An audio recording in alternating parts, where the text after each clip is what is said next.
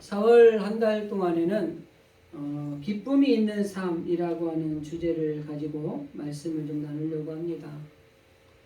부활의 기쁨을 주신 그 예수님, 그 기쁨을 이 한 달 동안 우리가 마음에 품고 기쁨에는 어떠한 기쁨들이 있는가, 그리고 더 나아가서 우리가 기뻐해야 되는 이유는 무엇일까,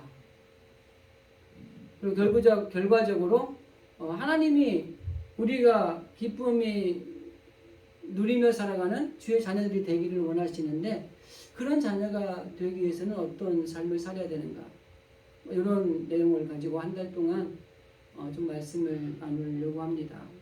오늘은 첫 번째 시간으로 하늘에 기록된 것으로 기뻐하라. 기쁨에는 여러 가지의 종류가 있습니다. 그래서 본론에 가서 말씀을 드리려고 하는 것은 기쁨에는 어떤 것들이 있는가, 이런 것들을 좀 살펴보도록 하고요. 그러면 하나님을 믿는 우리들은 현재의 위치에서 이 여러 가지 기쁨의 종류들 가운데 어떤 기쁨을 누리면서 살아가야 될 것인가, 이것을 좀 결단하는 그런 시간을 가지기를 기대하며 또 말씀을 나누겠습니다. 오늘 본문을 읽은 10장의 1절 말씀부터, 원래 본문을 좀 보면 좋은데 17절부터 20절까지 말씀만 본문에 봉독을 했습니다. 전체적인 이야기를 좀 설명을 하면은, 예수님이 원래는 12명의 제자가 있었어요. 그리고 12명의 제자는 베드로와 안드레, 야고보, 요한, 이렇게 이름이 있었습니다. 그런데 이 사역을 하다 보니까 일이 점점 많아지는 거예요. 그래서 이 12명의 제자 외에 70인의 제자를 다시 뽑았어요. 그 이야기가 오늘 우리가 읽은 10장 1절부터 나옵니다.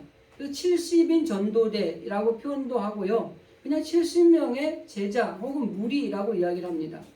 어쨌든 예수님이 사역을 하는 데 있어서 예수님의 제자는 12명이 제자로 우리가 공식적으로 알고 있는데, 그 사역이 많아지니까 70인의 새로운 제자를 뽑았다고 보시면 돼요. 그래서 2명씩 짝을 지어서 전도하러 보냅니다. 근데 보내는데 그냥 보내는 게 아니라, 전도는 이렇게 해야 돼. 그리고 너희에게 주어질 권세와 능력은 이러한 것들이 있어. 그리고 전도하러 가서는 이렇게 전도를 하고, 혹시 그들이 받아들이지 않으면 그냥 먼지까지 털어버리고 나가도 돼. 이런 전도의 방법을 가르쳐 주면서 그들을 70명을 파송을 합니다. 그 파송을 다녀온 70명의 제자들이 돌아와서 예수님 앞에 보고하는 내용이 오늘 우리가 읽은 본문의 말씀이에요. 그런데 오늘 읽은 본문의 말씀에 보면은 이 70명의 제자들은 이름이 하나도 기록이 없습니다. 그냥 70명의 제자, 무리, 혹은 문도, 이렇게 표현을 해요. 외경을 봐도 이 사람들에 대한 어떤 이름이 기록되어 있지 않아요. 그 역사적인 문헌을 봐도 70명이라고 하는 제자가 있는데 그 중에 김계동인지 아니면 박철수인지 이름이 없는 거예요. 성경의 뒷이야기를 기록해 놓은 책 중에 하나가 미드라시라는 책이 있습니다. 그 미드라시라는 책에는 이 성경에 기록되지 않는 그 당시의 역사적인 것들을 알 수 있는 사건들을 기록해 놓은 책이에요. 근데 거기에도 이 70인의 제자에 대한 명단의 이름이 아무도 없습니다. 그런데 이 70명이 어쨌든 주님 앞에 파송을 받아서 복음을 전하고 와서, 그들이 와서 보고를 합니다. 보고를 하면서 굉장히 기뻐하는 거예요. 주님의 이름으로 복음을 전했더니 귀신들도 항복하더이다. 능력, 권세를 가지고 나가서 복음을 전했더니 이 권세를 활용하는 것들이 자기에게 나타났다는 거죠. 그리고 많은 사람들이 죽게 돌아오더라는 거죠. 너무 기뻐가지고 주님 앞에 막 흥분된 고도로 보고를 하는 거예요. 오늘날도 보면은요, 성도들 가운데 지금은 이제 코로나 시기라 전도도 못 하는데, 교회마다 평일 중에 하루를 그 전도 특공대 혹은 전도한 날 정해서 전도를 하죠. 그러면 이렇게 구역별로 전도를 쫙 나갔다가 오면은요, 가장 당당하게 기쁘게 얼굴 환하게 오는 사람이 누군지 아세요? 한 명 데리고 오는 사람이에요. 그 다음에 그나마 얼굴에 미술을 짓고 오는 사람이 누군지 아세요? 명단 받아가지고 하고 목사님 이분 다음 주에 오신대요. 오든 안 오든. 그 사람이 얼굴이 환해요. 근데 얼굴이 죽상이 돼서 오는 사람은요 어떤 사람인지 아세요? 전도를 갔다가 싸우고 오는 사람이에요. 기쁨이 없죠.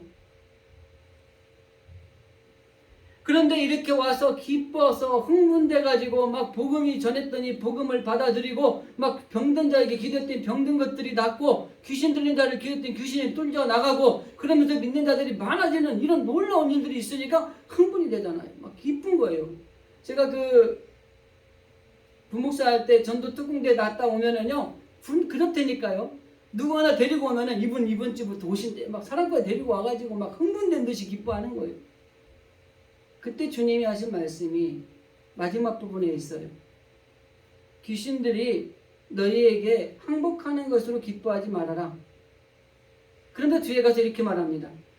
내 이름이 하늘에 기록된 것으로 기뻐하라. 이렇게 이야기를 해요. 이게 오늘 우리가 읽은 본문입니다. 이 안에 네 가지의 기쁨의 종류가 들어있습니다. 이제 제가 그것을 하나하나 살펴보면서 이런 기쁨도 있구나. 이런 기쁨도 있구나. 그러나 정말 우리가 이 말씀을 통해서 우리가 누려야 될 기쁨은 어떤 것인가를 예수님이 친히 가르쳐주고 있다는 것. 이게 결론적으로 먼저 말씀을 드리고 이제 하나하나 좀 풀어가려고 합니다. 가끔은 그 TV 보면은 막 처음부터 쭉 해가지고 끝날 때 클라이막스가 나오는 드라마도 있고 영화도 있고요. 초반에 결론을 쫙 보여주고 이거를 풀어나가면서 이게 왜 이랬는가를 보여주는 것도 있고 그래요. 그죠? 오늘은 저 뒤에 겁니다. 결론을 보여주고 왜 이것을 해야 되는가를 우리가 좀 깨닫는 시간을 갖기를 원합니다. 앞에서 말씀드린 대로 기쁨에는 네 가지 종류가 있습니다. 첫 번째는 세상적인 사람들이 누리는 기쁨이 있어요. 좀 차원으로 하자면 가장 낮은 차원이죠. 1차원이라고 할 수 있겠네요. 그죠? 요즘에 4차원, 5차원도 나온다고 그러니까 그냥 1차원적인 기쁨. 이 세상 사람들이 가지는 기쁨입니다. 기쁨이라는 단어의 원어는 두 가지가 있어요. 마소스라는 단어가 있고요. 카라라고 하는 단어가 있습니다. 여기 마소스라고 하는 단어가 바로 이 세상적인 기쁨을 이야기합니다. 세상적인 기쁨의 특징은요. 많아야 돼요. 잘 돼야 돼요. 내려가는 것보다는 올라가야지 기뻐요. 돈을 많이 벌어야 돼요. 뭐가 잘 돼야 돼요. 자녀들도 취직도 잘 돼야 되고 대학도 잘 가야 돼요. 더 나아가서 우리가 출세를 한 사람들을 보면서 이런 것들을 보면서 이게 기뻐하는 것, 즉 조건적인 기쁨이 이게 세상적인 기쁨이에요. 이게 마소스입니다. 우리가 일반적으로 살아가면서 기쁘다 라고 하는 것이 이 마소스의 기쁨이에요. 세상 사람들이 잘 됐을 때 누리는, 조건적으로 무엇가 형성이 됐을 때 기쁘다 라고 느끼는 기쁨이 이게 마소스, 세상적인 기쁨입니다. 두 번째는 카라라고 하는 기쁨이죠. 이 카라라고 하는 기쁨은 그냥 성도들의 기쁨이에요. 믿는 사람들의 기쁨. 제가 왜 이렇게 믿는 사람, 성도를 강조하는지는 세 번째 기쁨을 이야기할 때 또 나오게 됩니다. 그래서 마소스의 기쁨이라는 것은 조건이 이루어지면 기뻐요. 그런데 조건이 다시 없어지면 안 기쁜 거예요. 돈을 잘 벌 때는 기쁜데 돈을 못 버니까 안 기뻐요. 일이 잘 될 때는 기쁜데 일이 잘 풀리지 않으면 안 기쁜 거예요. 그래서 에레미야 선지자 같은 분은 에레미야 애가의 5장에 보면은 이렇게 말씀합니다. 우리 마음의 희락이 그쳤고 우리의 무도가 변하여 애통이 되었도다. 즉 세상적인 기쁨은 조건이 형성되면 기뻐하지만은 조건이 다시 악화되거나 조건이 이루어지지 않으면 기뻐하지 않는다고 하는 것입니다. 그래서 물거품 같은 거예요. 그러나 성도들의 기쁨인 카라라고 하는 것은 세상적인 조건이 이루어지지 않아도 기뻐합니다. 이게 믿는 자들이 가지고 있는 기쁨이에요. 그러니까 적어도 우리들은요, 이 카라의 기쁨을 누리고 살아야 돼요. 뭔 조건이 이루어져서 기쁨하는 이 세상적인 아주 일차원적인 기쁨이 아니라 적어도 그보다는 조금 업그레이드된 믿는 자들의 기쁨, 성도들의 기쁨. 그래서 조건이 형성되지 않지만 내가 믿음이 있으니까, 예수 믿는 사람이니까 그래도 괜찮아 라고 하는 것들이에요. 그래서 이거는 성령이 우리 안에 내주할 때 우리에게 무조건적으로 오는 기쁨이에요. 성령이 임할 때 우리 가운데 일어나는 것 중에 여러 가지가 있어요. 막 사랑에 넘치기도 하고 헌신하고 봉사하기도 하는데요. 그 중에 하나가 기뻐한다는 겁니다. 성령으로 충만한 사람은 맨날 희죽희죽 웃고 다녀요. 성령으로 충만한 사람 치고 인상 쓰고 사는 사람 없습니다. 근데 성령이 떠나면 인상 쓰는 거예요. 사울이 성령이 그와 함께 할 때는 정말 훌륭한 왕이었어요. 성령이 떠나고 악신이 들어오니까 얼굴이 변했다고 그랬어요. 그래서 여러분 예수 믿으면은요, 예수 한 10년 정도 믿은 사람들은 얼굴이 다 온화하게 생겼어요. 옆 사람 한번 보세요. 온화하신지. 온화합니까? 네, 제가 볼 때 다 온화하세요. 다 기쁨이 넘치세요. 그래서 우리는 이 기쁨의 근원은 하나님이라고 하는 사실을 우리가 꼭 알아야 된다고 하는 것입니다. 성경에 보면은 제일 먼저 기뻐하신 분이 하나님이세요. 하나님이 세상을 창조하시고 그것이 보시기에 좋았더라. 이게 기뻐하신 거예요. 하나님이 이 모든 걸 만들어 놓고 나서 보시니까 너무 기쁜 거예요. 우리가 가정에 결혼을 했어요. 그죠? 그 부부가 이 사랑을 해서 아이가 태어났어요. 그 아이를 보면 얼마나 기뻐요. 아기가 잘생기고 이쁘고 밉고가 중요한 게 아니에요. 아기가 우리 가정에 하나님이 주셨고 태어났다는 것만으로 기쁜 거예요. 커가면서 속을 썩을지 그건 모르지만, 그죠? 그 기쁨이 하나님에게 있어도 처음 이 기쁨의 시초는 하나님이세요. 하나님이 이 세상의 모든 걸 만들어 놓고 보시기에 너무 좋았더라. 너무 기뻐하셨다는 겁니다. 그렇기 때문에 세상의 역사는 하나님의 기뻐하심으로 시작이 됐다고 해도 과언이 아니라고 하는 것입니다. 그래서 이 카라의 기쁨, 성도의 기쁨, 믿는 자들의 기쁨, 이것이 우리에게 필요한 거예요. 자, 세상적인 기쁨과 이 믿는 자들의 기쁨의 차이를 예로 하나 들어볼게요. 하기 싫은 일이 있어요. 아무도 안 하려고 그래요. 그러니까 아무도 안 하니까 내가 하면서 기쁜 거예요. 배가 너무 고파요, 나도. 근데 주머니에 보니까 요즘은 5,000원 갖고 안 되죠. 한 10,000원짜리 하나가 있어요. 근데 앞에 어떤 사람이 굶고 있는 이 거지가 있는 거야. 근데 나도 배가 고픈데 그 사람한테 그 돈을 주고 밥을 사줬어. 근데 그 사람 먹으면서 배가 부르고 좋다 그러는데 나는 배고픈데 그걸 보면서 기뻐. 요즘 젊은이들 지하철 타면 양보해 주던가요? 전 지하철을 타본 지 오래돼가지고. 지하철을 너무 피곤해서 탔어요. 자리가 있어서 앉았는데 한정거장 갔는데 저기 몸이 불편하신 분이 타시는 거야. 일어나기 죽어도 싫은데 일어나서 앉혀드렸어요. 그리고 그분이 기뻐하는 걸 보고 내가 기뻐. 이게 믿는 성도의 기쁨이에요. 조건 없이 기뻐할 수 있는 거예요. 다른 사람을 행복하게 만들어 놓고 행복을 느끼는 기쁨을 가진 사람이 이 카라의 성도의 기쁨입니다. 다른 사람을 기쁘게 만들어 놓고 그 기뻐하는 걸 보면서 기뻐하는 것, 이게 카라의 기쁨이에요. 더 나아가서 다른 사람을 즐겁게 하고 그 사람이 즐거워하는 걸 보면서 기뻐하는 것, 이게 성도들의 기쁨이에요. 그리고 다른 사람을 평안하게 만들어 놓고 그 사람이 평안함을 누리는 걸 보고 기뻐하는 것, 이게 바로 믿는 자들의 기쁨이라고 하는 것이죠. 그래서 이 카라 기쁨은 바로 예수를 믿는 사람들이라면 가지고 있어야 될 기쁨입니다. 제가 왜 이걸 자꾸 강조하느냐? 세 번째 기쁨부터가 중요하기 때문에.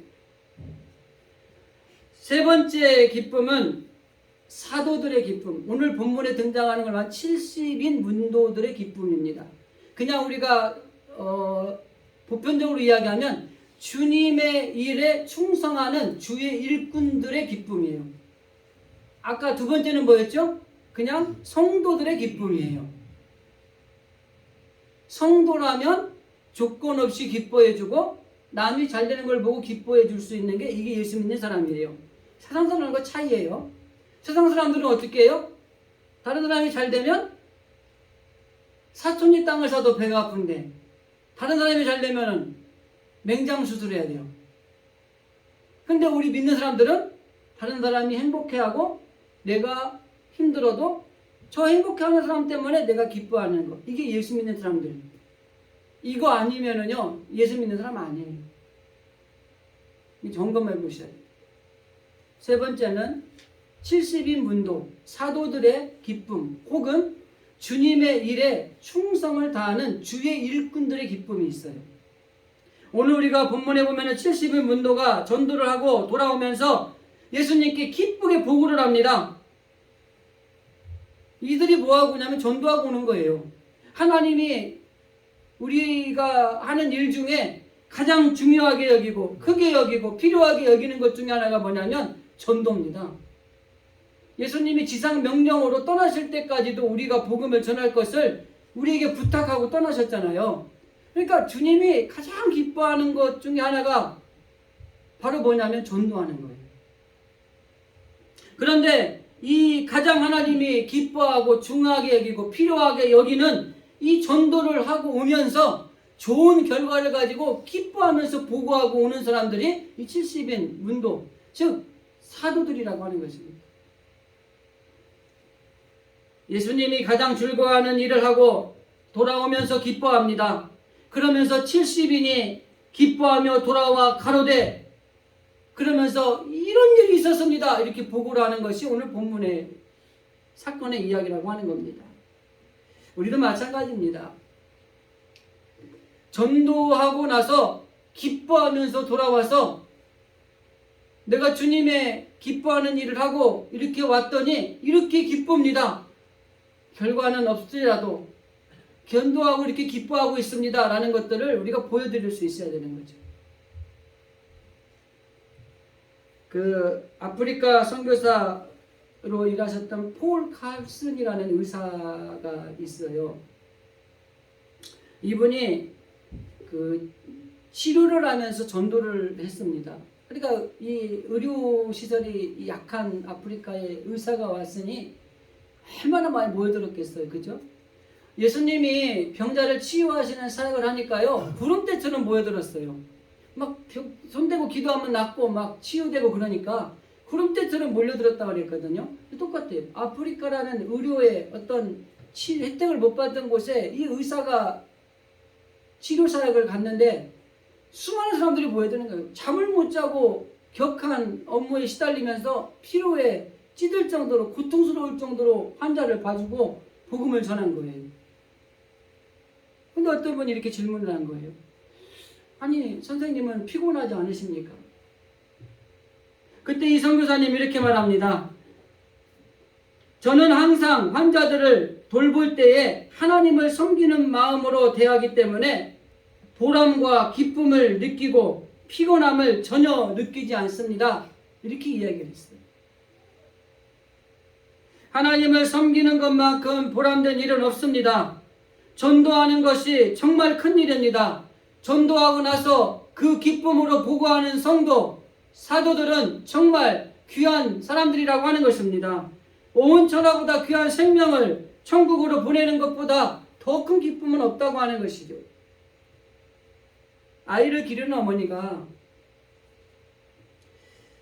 사실 그 아이를 돌보고 키운다는 게 고된 일이죠. 그런데 고되지만 기쁨으로 감당하는 거예요. 누군가를 사랑하면은요, 기쁨으로 모든 걸 할 수가 있는 것입니다. 마찬가지로 어머니가 아이를 돌보는 것이 힘들어요. 우리 어른들이 그래요. 아이고 애기 보는 것보다 난 돈 벌러 나가는 게 편할 것 같다고. 그만큼 애기 보는 게 힘든가 봐요. 저는 잘 안 봐서 모르지만. 마찬가지로 예수님을 사랑하고 그리고 그런 믿음을 가지고 살아가는 사도들이기 때문에 여러분 복음 전하러 가서 고통받는 일이 없었겠습니까? 무시당하는 일이 없었겠어요? 힘든 일이 없었겠습니까? 그러나 기쁜 거예요. 바울은 예수님을 위하여 당하는 능욕, 그것은 기쁨이라고 표현을 하고 있습니다. 누군가를 사랑하면 모든 일을 기쁘게 할 수 있다고 하는 것입니다. 그래서 바울은 내가 예수님을 너무 사랑하기 때문에 예수님으로부터 그 일 때문에 능욕을 받는 일, 핍박을 받는 일, 어려움을 당하는 일들이 오히려 기쁘다고 이야기를 해요. 고린도후서에서 고린도 성도들에게 편지를 쓰면서 이렇게 말합니다. 그러므로 내가 바울이 그리스도를 위하여 약한 것들과 능욕과 궁핍과 핍박과 곤란을 기뻐하노라. 복음을 전하면서 엄청나게 맞는 핍박이 있지만 내가 주님을 너무 사랑하기 때문에 그 일을 오히려 기뻐하고 있다고 하는 것입니다. 그래서 이 사도들의 기쁨의 첫 번째는 전도하는 기쁨입니다. 그리고 두 번째는 함께 일하는 기쁨입니다. 여기 오늘 우리가 읽은 말씀에 보면 70인이 기뻐하며 돌아와 가로되 라는 말씀의 의미에는 이 70인은 한 공동체라는 의미를 가지고 있습니다. 그러니까 함께 일했다는 거예요. 예수님이 누가복음 10장 1절에 보면 70명의 문도 제자를 뽑아서 한 명씩 보내는 게 아니라 둘씩 짝을 지어 보냅니다. 함께 하라는 거예요. 다 같이 하나가 되어서 일하는 모습은 굉장히 아름답습니다. 교회에서도 성도들이 기쁨으로 하나가 되어서 주의 일을 감당할 때 교회에 기쁨이 있어요. 거기 안에 하나님의 놀라운 역사가 일어나는 것입니다. 더 나아가서 교회가 부흥하고 성장하는 기틀 또한 모두 같은 마음으로 하나가 되어서 같이 함께 열심히 일할 때에 거기에 놀라운 역사가 일어나는 거예요. 그렇기 때문에 이러한 기쁨을 가지고 예수님께 보고하는 이 사람들을 보면서 우리도 하나님 앞에 우리가 기도하거나 하나님 앞에 보고를 할 일이 있을 때 하나님, 내가 우리 성도들과 함께 하나가 되어서 이렇게 주일을 위해서 같이 일했습니다. 너무너무 기쁩니다. 이런 보고하는 이런 일들이 우리 안에서 많아져야 된다고 하는 거죠. 예전에 시골에서 이렇게 제가 시골에서 농사 짓는 얘기를 하지 말라 그래요. 제가 농사를 오래 지었는데 전혀 농사 지은 사람 같이 안 보인다고 그 얘기 좀 하지 말라고 누가 그러더라고요. 근데 농사 지은 건 사실입니다. 대학교 때까지. 그 일을 하다가 보면은 이 별을 탁 이렇게 막 거두다가 보면은 이 해가 질 무렵이 되면은 이 석양에 따라 기러기가 날아가요. 근데 기러기 날아가는 거 아시죠? 여러분은 이런 대형으로 나가잖아요. 그죠? 근데 이 대형으로 날아가는데 기러기도 혼자 날아가면은요, 여럿이 함께 날아가는 것보다 70%를 덜 간답니다. 그리고 이렇게 가는 이유가 있대요. 맨 앞에 리더가 이걸 끌어주고 공기의 저항을 덜 받기 때문에 나아가는 것들이 훨씬 편하답니다. 그래서 혼자 가는 것보다 함께 가면 70%를 더 많이 간답니다. 그래서 그렇게 간다는 거예요. 스케이트 경기 중에 그 팀 추월 단체전이라는 종목이 있어요. 보신 적이 있으신 분? 네. 3명이 한 조가 되어서 이 트랙을 뭐 1000m인가 몇 미터가 어쨌든 돕니다. 근데 누구 하나가라도 처지면 안 돼요. 셋이 같이 들어와야지 이 시간이 되지는 거예요. 근데 여기도 리더가 중요해요. 앞에서 끌어주고 따라가는 게 필요합니다. 그래서 리더가 자주 바뀌어요. 기러기도 마찬가지입니다. 날아갈 때 리더가 계속 가는 게 아니라요, 리더가 자꾸 바뀝니다. 함께 일하는 거예요. 함께. 혼자 독주하는 것도 아니고요. 그렇게 해서 3명이 함께 들어와야지 우승을 할 수 있는 거예요. 우리나라가 평창올림픽 때 이승훈 씨하고 이렇게 3명이 해서 은메달 땄어요. 그 경기를 그때 처음 봤는데 너무 신기하고 재밌는 거예요. 한 명이 아주 월등하게 잘해도 안 되고요, 3명이 같이 움직여야 돼요. 방귀 끼면 냄새 날 정도로 바로 궁뎅이 앞에다 얼굴 대고 가는 거예요. 떨어지지 않는 거예요, 세 사람이. 함께 가야 돼요. 삼손이 힘이 성경에서 가장 센 사람이죠. 근데 삼손은 항상 독단적으로 움직였습니다. 나귀 특별로 1000명을 죽일 때도 혼자 죽였고요. 그 위에 많은 사건들을 보면 걔는 혼자 일을 많이 했어요. 그러다 보니까 혼자 하니까 위험한 거야. 유혹도 많은 거예요. 그래서 드릴라라고 하는 기생한테 끄임에 빠져서 마지막을 불행하게 생을 마감하게 되는 거예요. 혼자 일하면 위험하고요, 유혹도 있고요, 어려움이 있습니다. 그런데 기드온은 농사꾼이었는데 하나님의 부름을 받고 난 뒤에 300명의 용사와 같이 일합니다. 물론 거기 하나님의 놀라운 역사가 함께 하셨죠. 그래서 미디안이라고 하는 엄청난 세력을 물리치는 놀라운 승리를 가져옵니다. 모세는 아주 능력 있는 종합적인 사람이에요. 마음도 온유하고요, 지도력도 탁월했고요, 하나님을 철저적으로 의지하고, 이 모세가 참 이 모든 장점을 가진 사람이에요. 근데 이 사람도 단점이 하나가 있었어요. 혼자 일하려고 하니까. 그런데 그의 장인 이드로가 출애굽기 18장인가 보면은 이게 혼자 하다가 일이 너무 많아지는 거예요. 그러니까 이드로가 권면을 합니다. 하나님 능력이 있는 자, 그러면서 그 뒤에 봐요. 하나님을 두려워할 줄 알고 겸손하고 이런 사람을 뽑아서 1000부장, 100부장, 50부장, 10부장을 삼아서 일을 같이 하십시오. 근데 이 모세가 그 말을 듣고 나니까 그게 좋을 것 같아요. 그래서 1000부장, 100부장, 50부장, 10부장을 뽑아서 일을 분산을 시켰더니 훨씬 일이 효율이 높고요, 훨씬 수월하고 일이 더 잘 되는 것을 깨닫게 된 거예요. 70인이 함께 일할 때 기쁨이 있었습니다. 정말 우리 교회도 마찬가지고요, 가정도 마찬가지고요, 함께 일할 때 거기에 더 기쁨이 있습니다. 그래서 이 사도들이 가진 예수님 앞에 보고한 두 번째 기쁨의 보고는 함께 일하는 기쁨이 있었습니다, 주님, 이렇게 보고한 거예요. 독불장군이 아니라 함께 모여서 일을 했습니다. 한 사람이 앉아서 바늘을 이렇게 만들 수 있는 게 25개를 만든답니다. 그런데 둘이 앉아서 만들면 600개를 넘게 만든답니다. 놀라운 수치죠. 소 한 마리가 끌 수 있는 중량은 소 2마리가 끄는 거에 엄청난 차이가 많이 난다는 거예요. 결국 혼자 하는 것보다 둘이 하는 게 낫고, 둘이 하는 것보다 여럿이 하는 것이 놀라운 효과를 가져다 준다고 하는 것입니다. 그래서 하나님은 함께 일하는 하나님의 자녀들을 기뻐하신다고 하는 것입니다. 그 장애인들이 달리기를 한 거예요. 이 달리기를 9명이 요 땅하고 뛰었는데 중간쯤 갔는데 한 명이 넘어진 거야. 다들 1등하기 위해서 열심히 달리고 있는데, 근데 이 한 사람이 중간에 넘어지니까 8명이 그 넘어진 사람한테 다 가는 거예요. 그리고 어깨동무를 하고 같이 들어오는 거예요. 그래서 전부 다 공동 우승이 됐어요. 이게 기쁜 거예요.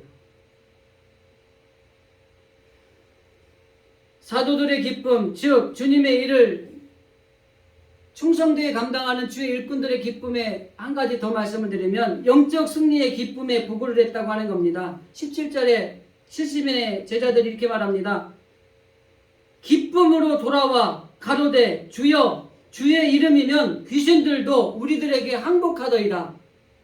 이 말은 뭡니까? 예수 이름을 사용했더니 귀신들이 항복하고 떠나더라는 겁니다. 병든 자들이 깨끗하게 치유가 되더라는 겁니다. 영적으로 명령했더니 영적으로 승리하는 기쁨을 누렸다고 하는 것입니다. 여러분, 우리가 좀 영적으로 강할 필요가 있어요. 나약하지 말아야 됩니다. 아이고 죽겠네 이게 아니라 아이고 내가 죽게 있네 이래야 되고요, 살겠네가 나와야 돼요. 정말 힘들고 어려운 상황이고 영적으로 내가 더 이상 견딜 수 없는 상황이지만은 예수의 이름으로 우리가 명령했더니 귀신들도 항복하더이다. 예수의 이름을 사용할 줄 알아야 돼요. 그래서 우리 있는 사람들이 기도할 때 다 이 병자들을 위해서 기도할 때 목사님들이 뭐라 그래요? 예수의 이름으로 명하노니 깨끗하게 치유될지어다 이렇게 얘기하죠. 배한정이가 명하노니 이렇게 안 해요. 주님의 이름에 능력과 권세가 있는 겁니다. 우리도 마찬가지예요. 영적으로나 정신적으로나 육체적으로나 삶의 자리에서 너무 힘들고 어렵습니다. 코로나 때문에 깝깝해 죽겠어요 이런 말 하는 사람들이 너무 많아요. 저 또한 마찬가지입니다. 활동을 못하고 그냥 있다 보니까 갑갑한 게 있어요. 그러나 조심할 때가 되기 때문에 그냥 있는 거예요. 근데 중요한 건 뭐예요? 이 어려운 시기에 예수의 이름으로 명령을 했더니 귀신도 항복하더이다. 이런 기쁨을 누리셔야 돼요. 근데 이 70원의 제자들, 주의 일에 충성도 일하는 주의 일꾼들은 삶의 현장에 나가서 복음을 전하는 자리에 가서 그런 기쁨을 누렸다는 겁니다. 여러분, 코로나 때문에 힘드시죠? 저는 사람을 만나지 않은 지가 너무 오래됐어요. 난 장로님들도 만나서 정말 국밥다 그릇 드시고 가 싶은데 장로님들 만난 지도 1년이 넘는 것 같고요.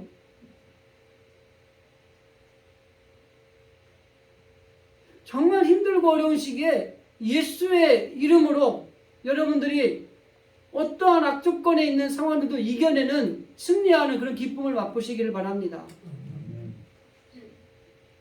여기에 본문에 등장하는 사도들은 영적으로 승리하는 기쁨, 세상적인 기쁨이 아니오 그냥 믿는 자들의 기쁨이 아니라 정말 사도들의 기쁨, 영적인 승리를 누리면서 야, 이것이 바로 우리가 주님의 일을 할 때 주어지는 기쁨이구나, 행복이구나 라는 걸 누리면서 주님 앞에 와서 보고를 하고 있는 거예요. 주님, 내가 세상 힘들고 어렵고 복음 전하면서 어려운 일 많이 당했는데 주님의 이름을 걸고 명령했더니 귀신이 항복하더라고요.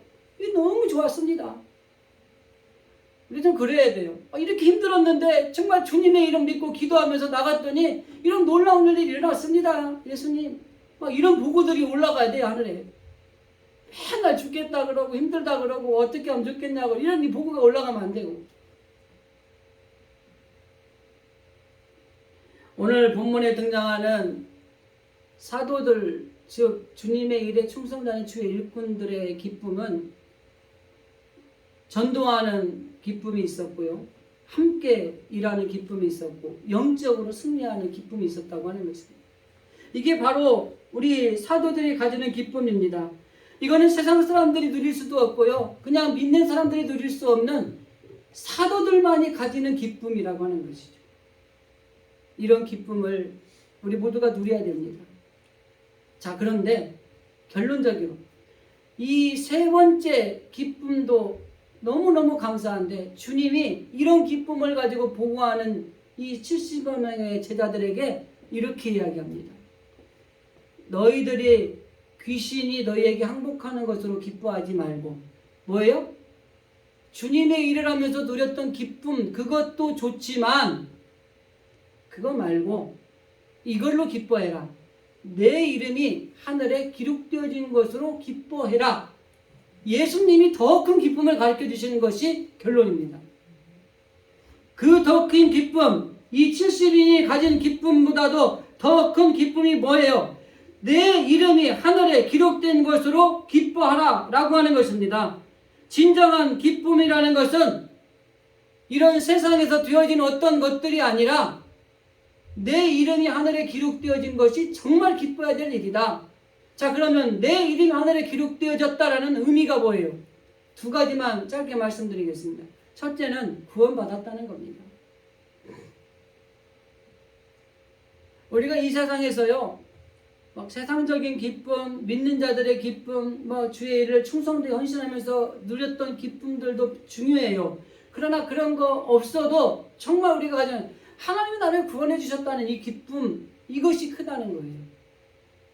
하늘에 내 이름이 기록되었다는 것, 내가 구원받았다라는 말입니다. 정말 귀신들도 항복하는 거 너무 기쁘고 좋은 일입니다. 저도 그런 능력을 가지고 주의 종으로서 주의 사역을 감당했으면 좋겠다는 소망이 딱 받습니다. 그럼 여러분들 아프다고 그러면은 예수의 이름으로 면해서 그냥 갑자기 막 허리가 쫙 펴지고 그냥 고락도 없어지고 막 이랬으면 좋겠어요. 근데 그런 기쁨을 또 안 주시네요. 근데 저는 내가 주님이 나 같은 부족한 죄인이 죽을 수밖에 없는데 나를 구원해 주셨다는 그 기쁨은 있어요. 세상에서 출세를 해도 또 세상에서 잘 되어도 누리는 기쁨이 있습니다. 그러나 그것보다 내가 하나님의 식구가 되었다. 내가 하나님의 자녀가 되었다. 이게 큰 기쁨이라는 거예요. 오늘 이 시간에 예배드리는 모두 우리는 하나님의 식구가 됐어요. 하나님의 자녀가 됐습니다. 십자가에 우리를 대신해서 예수님이 못 박혀 돌아가심으로 인해서 우리의 모든 죄가 사해지고 주님이 부활의 소망을 주심으로 다시 우리가 살아난 새 사람으로 변화된 구원받은 사람들이 되었다고 하는 것입니다. 그래서 우리는 철저하게 구원의 기쁨보다 더 큰 기쁨은 없다라고 하는 사실을 기억하면서 하나님이 나를 구원해 주셨다는 이 사실에 늘 기뻐하며 살으셔야 되는 거죠. 사무엘서에 보면은 여호와여 너희로 자기 백성을 삼으신 것을 기뻐하신 고로 그 크신 이름을 인하여 자기 백성을 버리지 아니하실 것이다. 하나님이 나를 구원하셨다는 그 사실, 그것이 너무나 기쁜데 나를 구원하신 하나님은 절대로 나를 버리지 아니하신다라고 하는 것입니다. 여러분, 우리가 하나님을 떠나지 않는 이상 하나님 우리를 버리지 않는다는 거예요. 사무엘이 이걸 고백하고 있는 것입니다. 이것이 바로 구원받은 기쁨, 하나님이 절대 우리를 버리지 않는 기쁨이라고 하는 것입니다. 어떤 기쁨보다도 구원의 기쁨이 가장 큰 기쁨입니다. 여기 하늘에 기록되어졌다라고 하는 그 말이 바로 구원받았다라는 말이라고 하는 것입니다. 미국에서 LA 동양 선교교회라고 개척하신 임동선 목사님이 계세요. 목회를 잘 하시고 큰 사역을 하시다가 1993년도에 은퇴를 하시고 2016년도에 93세로 돌아가셨어요. 근데 이분이 93년도에 은퇴를 하시면서 은퇴식에서 아주 마지막으로 강단에 서시는데 답사를 한 말씀 해주십시오. 많은 사람들이 무슨 이야기를 할까 다 귀를 쫑긋하고 이렇게 있는데 그분이 이런 말을 합니다. 내 70평생에 가장 기쁜 것은 예수님을 알게 되었다는 것이고 그분이 나를 구원해 주셨다는 것입니다. 이 한마디를 하신 거예요. 구원보다 더 큰 기쁨은 없습니다. 그런데 주님이 바로 우리에게 구원의 기쁨을 주셨습니다. 한 가지만 더 의미를 표현하겠습니다. 하늘에 상급이 있다는 것입니다. 하늘에 이름이 기록되었다는 것은 상급이 있다는 거예요. 다른 말씀으로 드리면은 하나님께서는 하나님의 일을 한 사람들에게는 상급을 주신다는 겁니다. 그렇기 때문에 우리는 하나님의 일을 한 사람으로서 이 상급을 받을 준비를 하는 삶을 살아야 된다고 하는 것이에요. 그래서 이 땅에 사는 동안에 하나님이 내게 주신 일들을 잘 감당하셔야 돼요. 그 일에는 상급이 있습니다. 하늘에 내 이름이 기록된 것으로 기뻐하라는 의미는 하나는 구원받았다는 의미고 다른 하나는 내 상급이 있다는 것을 말씀하고 있는 것입니다. 우리가 주님을 위해서 헌신하고 또 충성하고 마음 물질 들여가면서 충성하잖아요. 그랬는데 먼 날 우리가 주님을 만나면 주님이 우리에게 야 아무개야 내가 정말 많이 충성했구나. 내가 정말 많이 헌신했구나.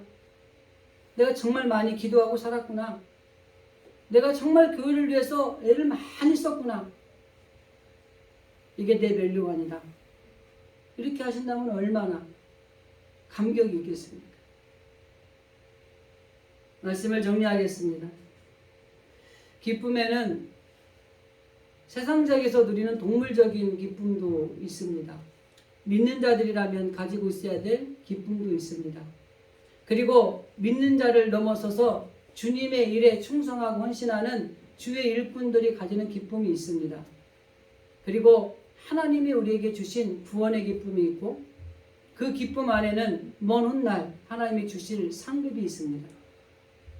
많은 기쁨이 있지만은 정말 하나님께서 우리를 구원하셨다는 이 기쁨, 그리고 하나님이 우리에게 상급을 주신다고 하는 이 기쁨을 기대하면서 이 시기가 힘들고 어렵지만 여러분 주님 바라보시면서 이 기쁨을 누리는 진실의 성도들이 다 되어질 수 있기를 주님의 이름으로 간절히 기도드립니다. 아멘. 기도하겠습니다.